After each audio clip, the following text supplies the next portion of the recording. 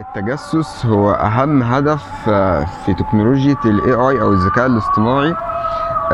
إن هي تتجسس على أكبر عدد من الأشخاص في العالم عشان تحكم كامل في أي عدد هم عايزينه. تحكم في التسويق، تحكم في الوعي، يغير وعيك. التطور الرهيب اللي الايام ديت والايام اللي جايه العالم هيبقى فيه.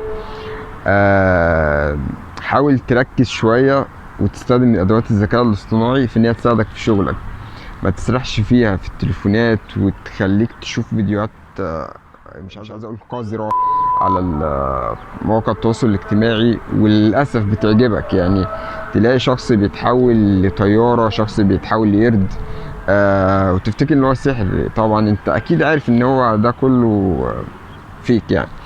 ف حاول بجد تتعلم، تطور من نفسك. ما تخليش ادوات الذكاء الاصطناعي او التكنولوجيا اللي هي المتقدمة تطير نفوخك.